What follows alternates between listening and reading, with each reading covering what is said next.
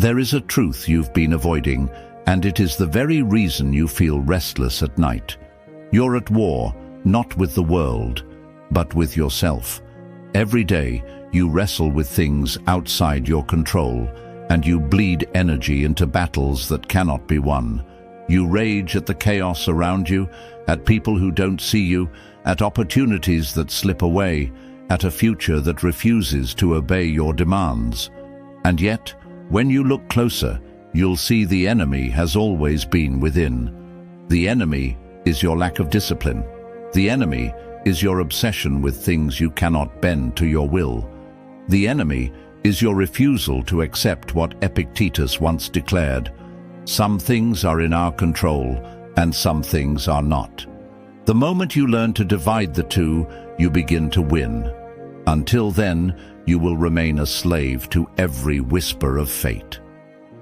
You wake up late, scrolling through the shadows of other men's lives, wondering why yours feels empty. You chase recognition, applause, validation, only to find that the more you grasp for it, the further it slips from your hand. And then you wonder why you feel hollow. Marcus Aurelius wrote in his Meditations, "You have power over your mind, not outside events. Realize this, and you will find strength." The Roman emperor had enemies on every border, traitors in his court, plagues in his cities, and yet he wrote those words with calm. Why? Because he understood that no storm could touch the man who had mastered himself. You too must learn this. Control what you can. Let the rest go. But control does not come cheaply. It is earned in silence, forged in early mornings when the rest of the world sleeps. It is built in the sweat of training when your muscles ache and your lungs burn. It is shaped when you force yourself to stay unknown, resisting the modern temptation to broadcast your every step for attention.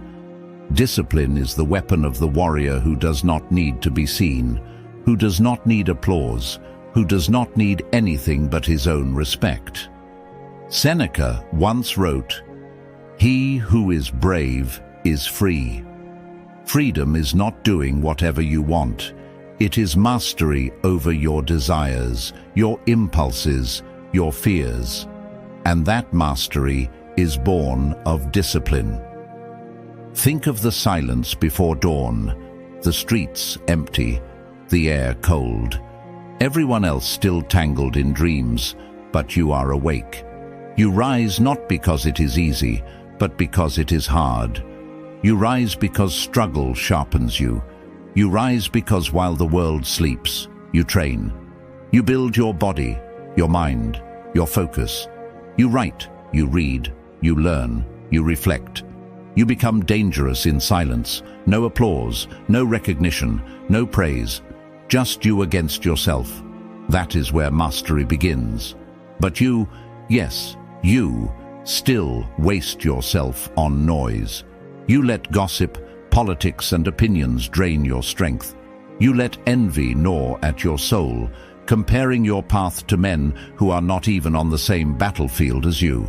And you let fear paralyze you, fear of failure, fear of rejection, fear of being invisible. But tell me, what has fear ever given you? Nothing but chains. The Stoics understood this. Epictetus taught that you could chain his body but never his mind.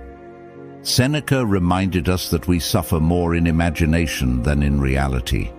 And Marcus Aurelius, emperor of Rome, whispered to himself in the chaos of war, "If you are pained by external things, it is not they that disturb you, but your judgment of them, and it is in your power to wipe out that judgment now."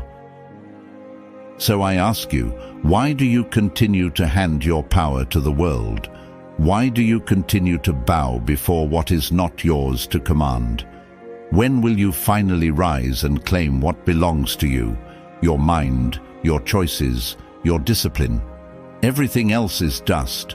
The weather, the economy, the opinions of others, the betrayals, the failures, the victories. They will all shift like sand. You cannot hold them, but you can hold yourself. You must become a man who wakes early, not because someone tells you to, but because you command yourself. You must become a man who trains, not for the approval of the mirror, but to build a body that answers to his mind. You must become a man who embraces struggle, who does not flee from pain, but welcomes it as the forge that shapes him. You must become a man of silence, who holds his tongue when others scream, who remains unknown until his power cannot be ignored. Picture yourself as a warrior on the battlefield of life. Around you, arrows fall, enemies shout, storms rage. You cannot stop the arrows. You cannot silence the storms. You cannot control the chaos. But you can control your shield. You can control your sword. You can control your breath, your stance, your resolve. The man who wastes time cursing the storm will be struck down. The man who steadies himself, who commands his own body and mind, will endure. And endurance is victory. But you will be tested. Make no mistake, life will not make this easy. The moment you choose discipline, distractions will multiply. The moment you choose silence, the world will scream louder. The moment you choose to rise early, your body will beg for more sleep. The moment you choose to train, your mind will whisper excuses. This is the war. This is where men are separated from boys. Do not expect comfort, expect resistance. And when resistance comes, smile. Marcus Aurelius wrote, "The impediment to action advances action. What stands in the way becomes the way." Every obstacle is not an enemy, it is the path. You will fail, you will stumble, break promises, and face weakness. But quitting is the only true failure. Discipline isn't perfection, it's persistence. It's standing up one more time than you fall. It's training when you don't want to, rising after you've slipped, returning to silence after noise has pulled you off course. You want freedom? Then master yourself first. Chain your impulses, your distractions, your fears. Freedom isn't indulgence, it's control. Epictetus was born a slave, yet claimed freedom in his mind. You were born free, yet daily you enslave yourself to envy, fear, and comfort. Break those chains, not by shouting at the world, but by commanding yourself. Marcus Aurelius carved peace out of chaos. Epictetus claimed freedom where none existed. Seneca wrote that fear wastes life.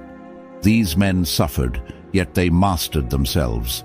And you, living with more opportunity than any emperor, still waste it scrolling and comparing. Stop. Rise early. Train in silence. Rule the only kingdom you will ever truly command, yourself.